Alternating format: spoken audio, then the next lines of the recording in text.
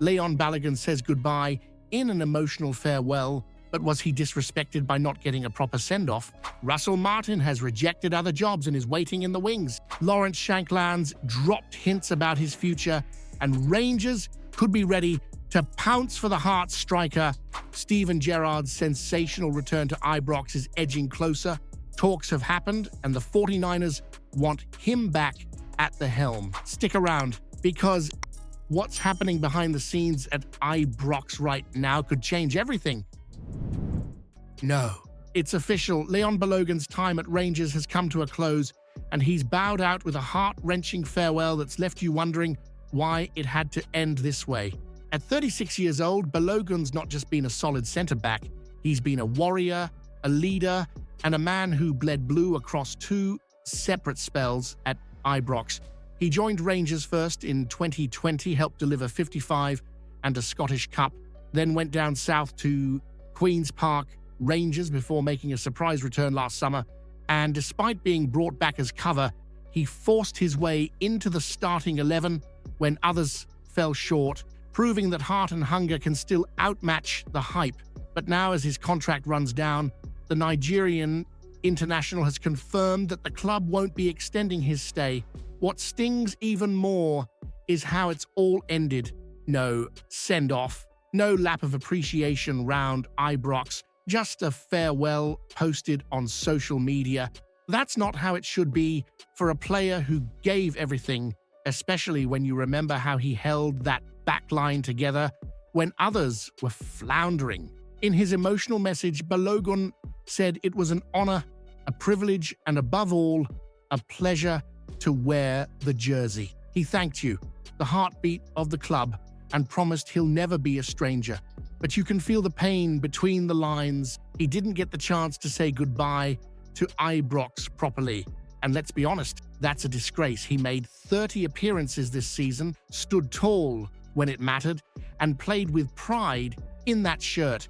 Yet somehow it ends quietly behind closed doors without the respect a proper servant deserves. How can a club the size of Rangers, with all its history and values, let a loyal servant like Balogun slip away without giving him the send-off he earned? Has this modern football machine lost sight of what it means to honor the badge and the men who wear it? The race is heating up for the Ibrox hot seat, and it's coming down to 2 names, Russell Martin and Steven Gerrard. A decision is expected within days, and you can feel the tension rising as the 49ers enterprises, the incoming owners, prepare to make their first major move. Barry Ferguson, the interim boss and a man who bleeds blue, has officially stepped aside. That door's now shut, and while there was hope among some that Barry might be given the reins permanently, the board's clearly decided to look outward. Now, Russell Martin is the name doing the rounds, and not without reason. The former Southampton boss has reportedly knocked back other job offers, seemingly holding out for this exact opportunity. He's young, bold, possession-focused, and has a reputation for developing talent. And let's be fair, for a club looking to rebuild its identity and compete financially without throwing tens of millions at every window, that's a model worth considering. But here's the catch. Martin's last spell ended with Southampton plummeting. His style's being criticized for being more pretty than practical, more talk than trophies. This isn't Swansea or MK Dons. This is Ibrox, or possession stats won't mean a thing if you're losing to Motherwell and watching Celtic romp to titles. Let's not kid ourselves. The 49ers are under pressure. Their first managerial appointment could define the next few years. Get it right, and we're challenging again. Get it wrong, and it's another season of false dawns and missed opportunities. Here's the burning question. Should Rangers take a risk on Russell Martin, a man who's never won a major honor? It's that time of year again. The season's done and dusted, and the rumour mill's spinning faster than a Celtic excuse after a derby defeat. And right now, the name Lawrence Shankland is back on the lips of every Rangers supporter, wondering where the goals are going to come from next season. Rangers' campaign ended with a whimper. No silverware at Ibrox and 17 points off that lot across the city. Europa League moments gave you something to shout about, but let's not sugarcoat it. You expect more than moments. You expect medals. So now all eyes turn to recruitment, and Shankland, the Hearts striker and lifelong Blue Nose, is once again being linked with a move to Ibrox.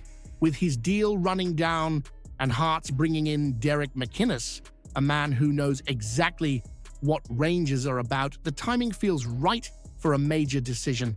According to the Sunday Mail, Shankland's eager to sit down with McInnes and thrash out his future.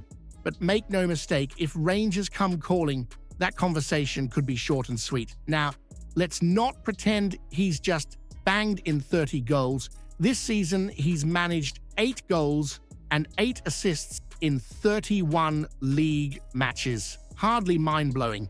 But is he suffering from stagnation at Hearts, or is this simply a dip? Because sometimes a player needs the right badge on their chest to come alive again.